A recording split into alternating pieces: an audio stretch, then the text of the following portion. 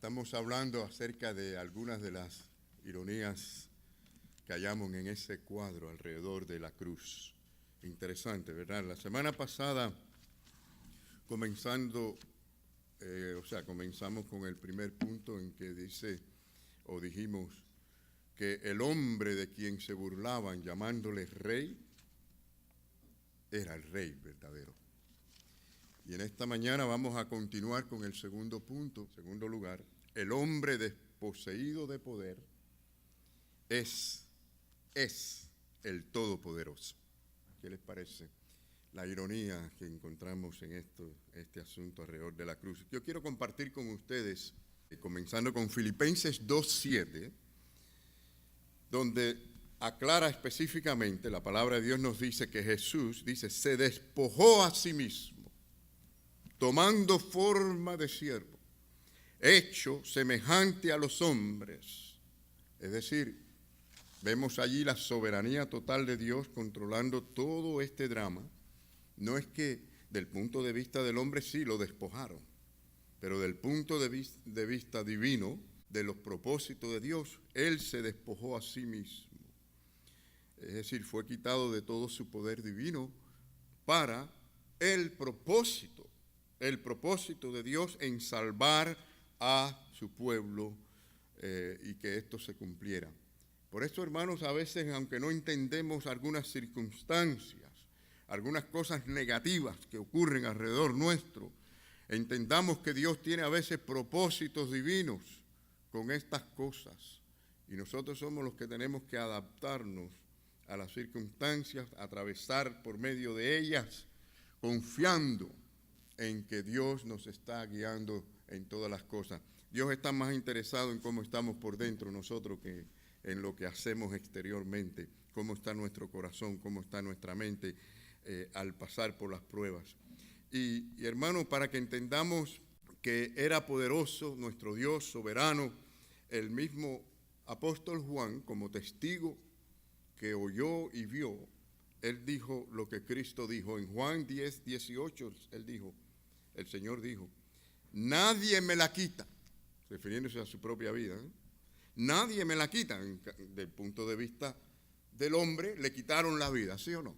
Es decir, los romanos lo crucificaron, los judíos lo llevaron allí, insistieron y lo crucificaron. Pero él dice, nadie me la quita, sino que yo de mí mismo la pongo.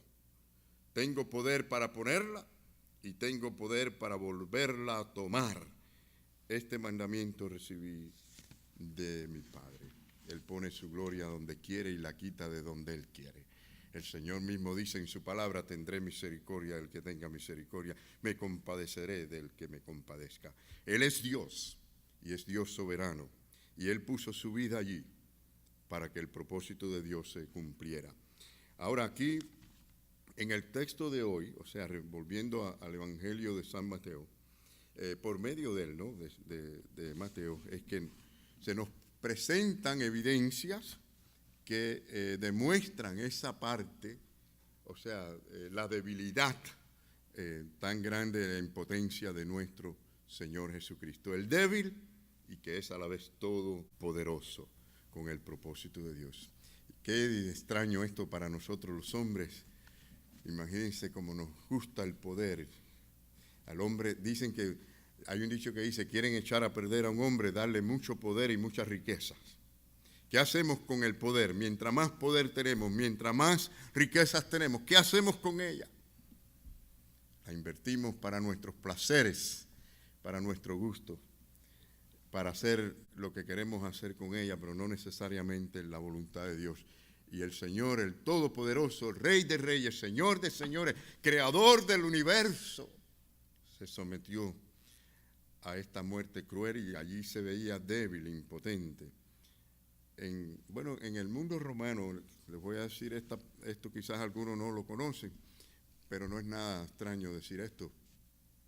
En el mundo romano la parte vertical de las cruces no eran las que llevaban la gente, como ponen en las películas, porque estas eran estacas extremadamente largas, que entraban unos pies abajo de la tierra y luego la persona crucificada quedaba los pies de esa persona a cierta altura Tal era así que el soldado romano, cuando fue a probar si Jesús estaba muerto, no pudo usar la espada, tuvo que usar una lanza para llegar a la costilla del Señor. Y esto lo hacían los romanos porque al principio habían gente que robaban los cuerpos de sus familiares o amistades que estaban crucificadas. De esta manera quedaran bien en alto y bien difícil para removerlos. Además que luego pusieron guardia, como vemos en el caso de Jesús, que no lo hacían antes al comienzo, si ustedes leen la historia de estos procedimientos. Pero la parte que llevaban, y era casi imposible o súper difícil, que un hombre promedio le costaba mucho trabajo llevar, era la parte vertical a la cual le amarraban, porque estos eran unos troncos bien pesados, estamos hablando posiblemente más de 100 libras solamente, esa parte vertical a la cual le amarraban a la víctima para que caminara hasta el lugar de ejecución.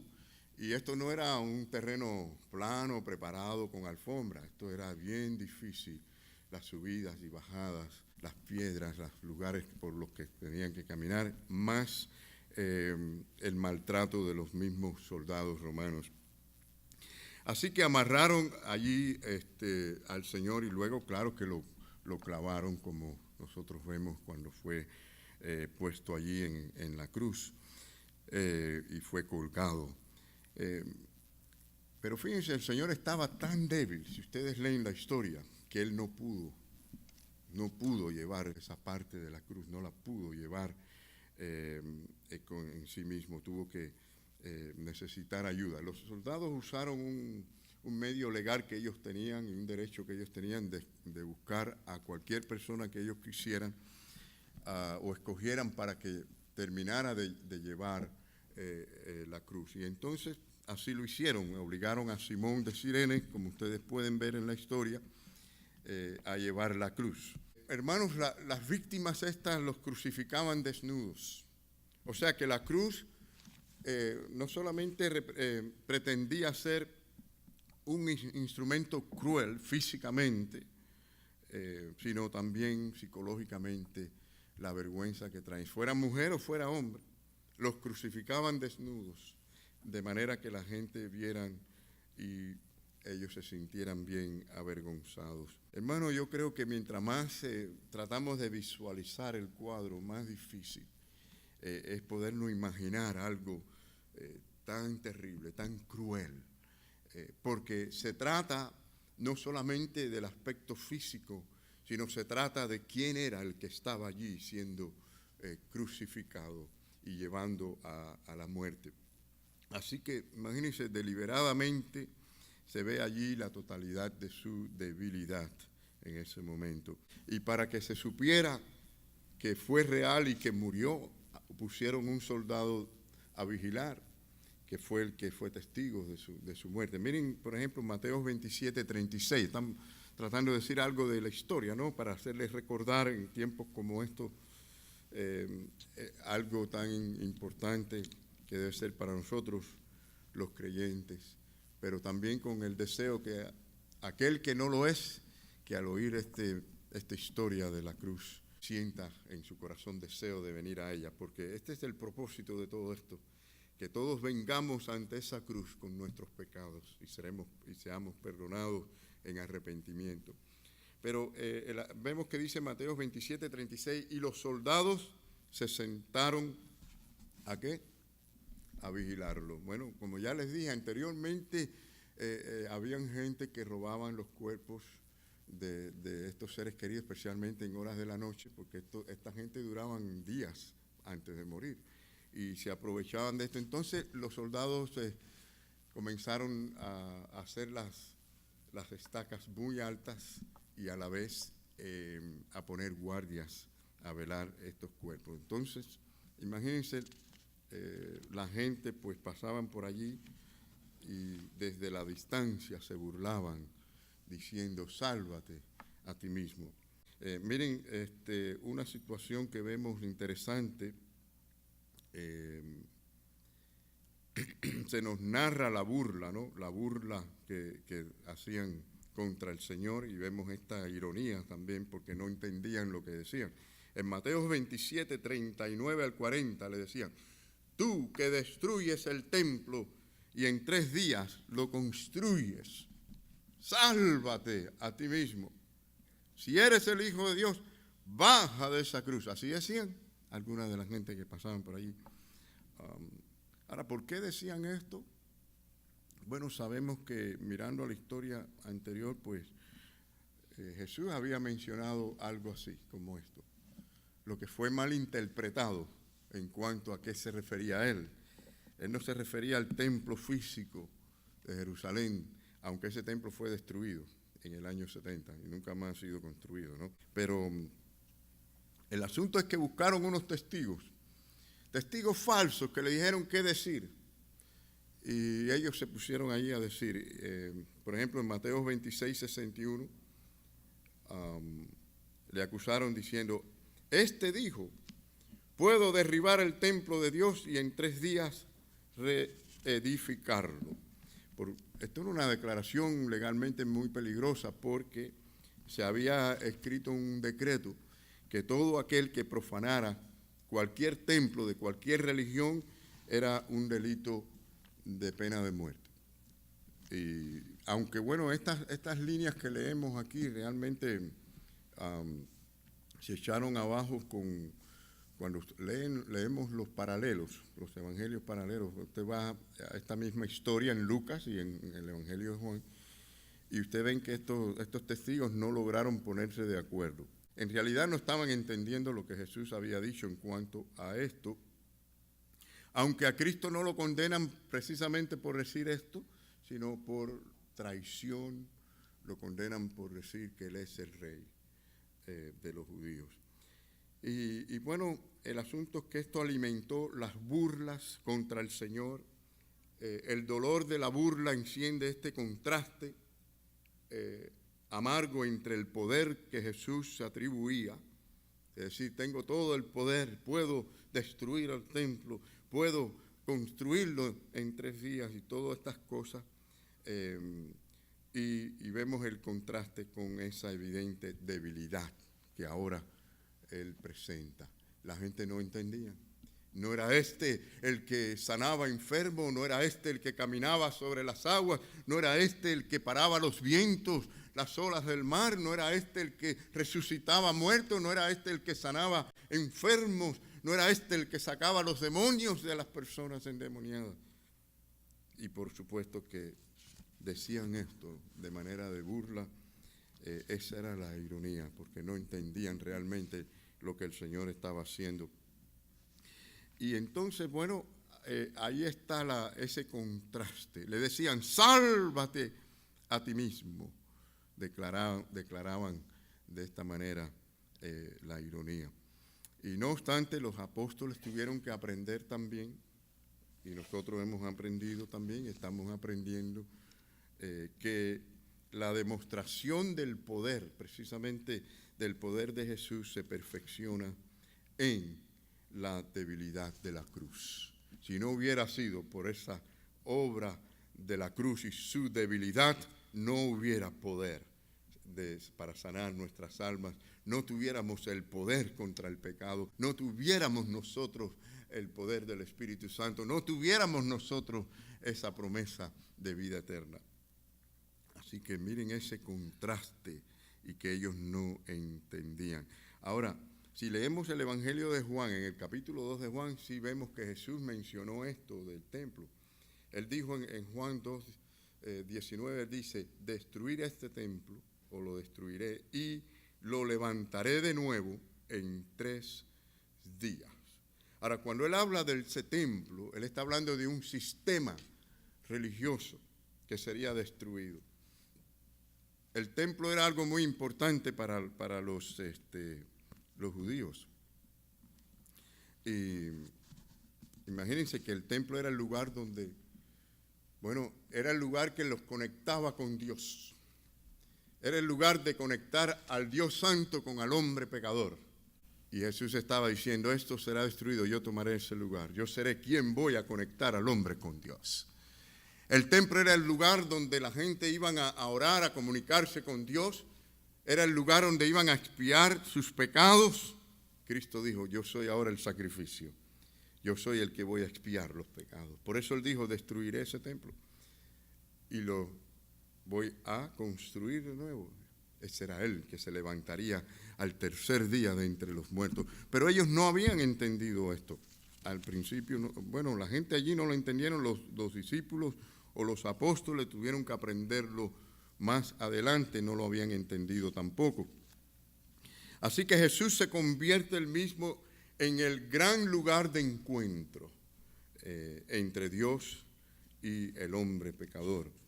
Y ese es el punto en cuanto a lo del templo, ¿no? Es únicamente mediante el Señor, no hay otro medio, no hay otro evangelio, no hay otro plan, no hay otro sistema en el mundo de salvación. Este es el único. No podemos agarrarnos de ninguna otra clase de fe, sino en esta solamente, en el Cristo que murió por nosotros, por nuestros pecados. Él es el que satisface nuestra necesidad y nos reconcilia con Dios. Y tan simplemente es por medio de la fe, ¿verdad? Dice que es por gracia y por medio de la fe. Ahora sí, es cierto, los judíos buscaban en el templo acercarse a Dios, y en este sentido sí, para ellos se aplicaba, como un edificio, las paredes, el templo construido. Y claro, ellos estarían dispensando, pero ¿qué dijo este hombre? Que iba a hacer un milagro, porque ¿qué tiempo tomaba construir un templo físico en ese tiempo? Si hoy en día construir un templo como era aquel tomaría más de 3 días, posiblemente, con toda la ingeniería, con toda la plomería, con todas las cosas. Cuando oyeron estas palabras de Jesús, dijeron, esto tiene que hacer un milagro grande. A ver, bájate de esa cruz, haz ese milagro que tú decías hacer. Hermanos, quedó como evidencia. Hay varias cosas que ocurrieron en cuanto al templo. Ustedes saben que cuando Cristo muere, el velo del templo se rasgó. Es decir, ahora acceso directo al lugar santísimo de Dios a través de Jesucristo. Y luego en el año 70 fue destruido hasta los días de hoy, ¿verdad? Porque Jesucristo es el medio. Así que el hombre despojado de poder es el Todopoderoso. Miren, en una ocasión, para que vean que a veces, aun cuando tenemos cierta revelación de Dios, no quiere decir que lo entendemos todo hasta que Dios no nos da cierto proceso para entenderla. En una ocasión, Pedro, por revelación de Dios, dijo al Señor cuando le preguntó el Señor, ¿y quiénes dicen ustedes que soy yo? ¿Qué dijo Pedro? Tú eres el Cristo, el Hijo del Dios viviente. Pero fíjense, como les digo, entendió, porque dice el Señor que esto no te lo ha revelado ni carne ni sangre, sino el Señor, ¿no? El Señor les reveló esto. Pero esto no quiere decir que porque tengamos una revelación tenemos toda la comprensión completa en cuanto a ciertas cosas, en este caso en cuanto al Cristo. Tú eres el Cristo, pero cuando decimos Cristo tenemos que incluir no solamente la esencia de lo que es Él, la persona quien es, sino también la muerte y la resurrección. Y esa parte Pedro no la había entendido. El Cristo, el Mesías que tenía que morir, él no la entendía. Y ustedes lo saben, ¿verdad? Porque al final de esa parte, antes de la crucifixión, cuando vinieron a arrestar a Jesús, ¿qué hizo Pedro? Se enfrentó a aquel grupo de soldados y de gente con una espada.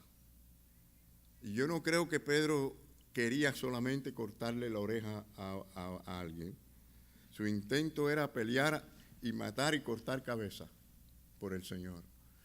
Él no estaba entendiendo completamente lo que significaba decir, eres el Cristo, en términos de que había que morir y esperar en Él la resurrección. Así que, hermanos, no podemos pensar en Cristo sin pensar en su muerte y su resurrección. Cristo, el Mesías. Cuando decimos, tú eres el Cristo, esto tiene que abarcar todas estas cosas. Es decir, el Rey de reyes, Señor de señores, pero que tuvo que despojarse a sí mismo. Para ellos, imagínense, pensar en el Cristo era un conquistador, un Mesías que no muere, que vence, un Mesías que no es crucificado, sino que conquista. De manera que Pedro se toma ese atrevimiento, si ustedes recuerdan el atrevimiento de Pedro, ¿no? Miren el atrevimiento de Pedro, para que vean que aunque él declaró que Cristo era el Señor, tú eres el Cristo, pues él no entendía todo todavía. En Mateo 16, 22, entonces Pedro tomándolo aparte, cuando veía que Jesús hablaba de morir y de dar su vida, ven acá, ven, quiero decirte algo en privado. Y dice que comenzó a reconvenirle diciendo, Señor, ten compasión de ti, en ninguna manera esto acontezca. ¿Qué es lo que Pedro estaba diciendo ahí? Señor, no lleves a cabo ese plan que tú estás hablando, estás loco, si tú eres el Mesías. Mire, tan erróneo estaba esta comprensión de Pedro sobre el propósito de Jesús, y a veces tan errados estamos nosotros también en la manera en que vivimos nuestra vida cristiana. Pero miren, el Señor como se ganó este regaño del Señor. En el siguiente versículo, en Mateo 16, 23, miren lo que Jesús le dijo. Quítate de delante de mí, Satanás. En la versión Reina Valera, apártate de mí, Satanás. Eso le dijo el Señor a Pedro. Eres tropiezo porque no pones la mira en las cosas de Dios, sino en las de los hombres. El plan de Dios no es para asuntos terrenales. Hay cosas que tienen que ver con las cosas terrenales y que pasan en este proceso. Pero el propósito de Dios es que miremos hacia la eternidad, hacia la eternidad. Y Jesús tuvo que enseñar este principio a la luz de esto que pasó. Miren lo que dice los siguientes dos versículos. Entonces Jesús dijo a sus discípulos, si alguno quiere venir en pos de mí, ¿qué tiene que hacer este? Ahora va a hablar de cosas difíciles. Niéguese a sí mismo. Bueno, quizás alguno diría, bueno, esta parte no es tan mal. Pero luego dice, tome su cruz y sígame. Porque el que quiere salvar su vida, la perderá. Está hablando en términos eternos, ¿verdad? Pero el que pierda su vida por causa de mí, la hallará. Bueno, ellos muy pronto empezaron a aprender cuando la persecución vino lo que esto significaba. Pero es mucho más que simplemente en un momento dado decir doy mi vida por Cristo, es vivir por Cristo. La expresión tomar su cruz no es una expresión simplemente para referirse a tener fe cuando tengo una migraña o un dolor de muela o cuando tengo un problema que perdí el trabajo. ¿Sí? Todo eso puede estar incluido, pero el tomar la cruz significa mucho más que eso. Miren, en el primer siglo no se podía jugar con esto de mencionar la cruz. Cuando Cristo dijo tomar la cruz, ya sabían la gente que estaba hablando de muerte, porque eso era una de las cosas que más se veían allí. Esa era la forma de ejecución, y bajo ese tipo de dictadura romana era muy frecuente. Había un dicho que decían que no había suficiente madera en toda la región para las cruces. Así que tomar tu cruz no significa simplemente seguir adelante con fe cuando tienes un problema matrimonial. Puede estar incluido. Significa que estás condenado a muerte cada día. Es decir, que tu vida no es para ti, sino para Dios. Mueres al pecado, mueres a tu propia voluntad. Estás cargando la parte horizontal de la cruz, camino al lugar de la crucifixión. ¿Qué significa esto? Que has abandonado toda tu esperanza, toda tu felicidad en este mundo. No la busques aquí. Dice el Señor Jesús, dijo muy claro, no améis al mundo ni las cosas del mundo, porque el que ama al mundo, el amor del Padre no está en esa persona, dijo el Señor. Es decir, la gente ama tanto al mundo que no piensan en Dios, ni en la vida venidera, ni en las cosas espirituales. Tanto amamos al mundo, aunque digamos que no, amamos tanto al mundo que no pensamos realmente en las cosas que tienen valor para nuestra vida. Y el tiempo pasa y llegará el momento en que todos tendremos que enfrentarnos a la eternidad. Y algo más significa estar dispuesto también, por supuesto, a dar la vida físicamente por Cristo. Saben que la persecución cristiana no es algo del primer siglo. Hoy por hoy hay países, hay lugares donde están dando sus vidas aquellos que dicen ser creyentes en Cristo. Por la fe, muchos están encarcelados y muchos están perdiendo sus vidas. Qué gente de verdad que entienden lo que es evangelio. Yo me pregunto a veces, a la luz de esto, ¿cuántas gentes quedarán en las iglesias de hoy? Si viene una persecución de esa índole, de esa clase, ¿cuántos quedarán en los templos? ¿Cuántos vendrían a adorar al Señor? ¿Cuántos serían fieles al Señor? Por lo menos puedo decir que aquellos que no son muy fieles ahora, no sé dónde van a estar, pues, porque, hermanos, esto no es así, de que ahora como con palabras mágicas adquiero mi fuerza espiritual. Esto es una obra de Dios en el corazón del hombre, que si no es real ahora, no va a ser real cuando venga una persecución. La pregunta que tenemos de hacernos ahora, en esta mañana, a la luz de esto, si de verdad amamos a Dios y seguimos a Cristo, si de verdad nuestra vida se trata de seguirlo a Él, más que nada, que nuestro interés, nuestro enfoque está en Cristo. Y por supuesto lo que envuelve a Cristo son muchas cosas, incluyendo la misma iglesia del Señor. Los que se burlaban de Él, se reían de la ironía de ser capaz de construir el templo en 3 días, lo cual lo hizo, pero ellos no lo entendieron. Pero tuvo que morir, sometido a la voluntad de su Padre. Hermanos, la aplicación es muy sencilla, que al morir vivimos. Al negarnos a nosotros mismos nos encontramos a medida que tomamos nuestra cruz y seguimos al Señor. ¿Qué hemos dicho en esta mañana? Bueno, esta es la segunda ironía que encontramos en el cuadro de la cruz. ¿No? Mateo presenta que el hombre que se ve totalmente despojado de poder es el Todopoderoso. Esa es la historia de la cruz del Calvario. ¿Es Él para ti el Señor de tu vida, el Todopoderoso? ¿Lo es? En esta mañana, ¿qué es o quién es Cristo para ti? ¿Qué ha significado para ti Jesucristo? ¿Cuáles son no solamente los pensamientos tuyos acerca de Él, sino cuál es la inclinación que tiene tu vida, los sentimientos, las obras en relación con ese Cristo, Salvador y Redentor? Cristo llama al arrepentimiento, Cristo llama a que le sigamos para siempre.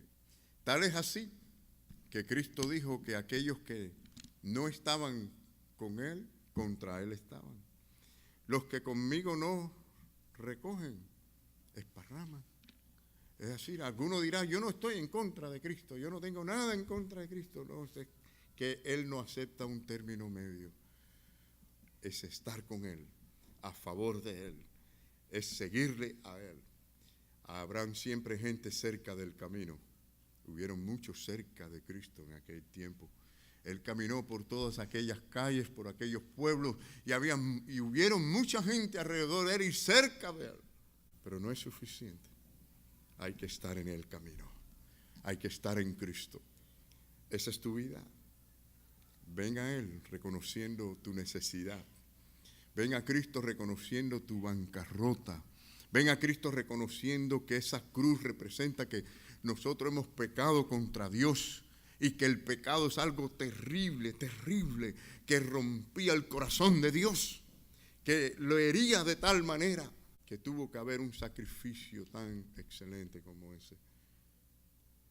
Hoy en día pienso que no se está entendiendo lo que significa el pecado contra Dios. ¿Por qué? Porque la gente está como que no sienten. No hay temor de Dios. No hay ese temor que es ese terror de ofender a quien amamos. No hay ese terror de desobedecerle a Él porque queremos complacerle por amor. No hay ese respeto que debemos tener hacia Dios, ¿verdad? Y una cosa a veces nos damos cuenta es que hay una falta tremenda de temor de Dios. Cuando tenemos temor de Dios, sentimos sentimos dolor por ofenderle, por desobedecerle, por no seguir su palabra, y hacemos como hizo Pedro después que le negó 3 veces. ¿Qué dice la Biblia que hizo Pedro? Recuerden. ¿Cómo lloró? Eso no fue, ay, es bueno, ay, yo no voy a hacer más, no hay problema, ahora lo voy a seguir. No, lloró, y no solamente lloró, sino que lloró amargamente, porque lo sintió haber ofendido a Dios. Y eso es lo que está faltando hoy en día. Y quizás una de nuestras oraciones va a tener que ser: Señor, ayúdame a sentir de verdad cuando yo te ofendo, cuando yo no soy fiel, cuando yo no te obedezco, para que haya cambio y transformación. Muchas veces queremos que Dios nos cambie, que Dios nos use, pero ¿cómo va a pasar esto si no nos está importando realmente las cosas que tienen valor delante de Dios? Queremos siempre ir y sustituir aquello que está mal por alguna acción buena, sin darnos cuenta que en el proceso tenemos que arrepentirnos delante de Dios. A Dios no lo impresionamos con buenas obras. ¿Quién va a impresionar a Dios con buenas obras? Al Creador del universo, al que puede ver incluso nuestro corazón y nuestros pecados y nuestras motivaciones. No lo podemos impresionar, pero por eso dice que sin fe es imposible agradar a Dios. Y la fe verdadera incluye este temor al Señor, porque sabemos quién es Él. Sabemos que Dios es nuestro Salvador, pero también es un Dios santo, un Dios justo y un Dios que quiere cambiar nuestra vida y nuestro corazón. Y tenemos fe en sus promesas y en su palabra.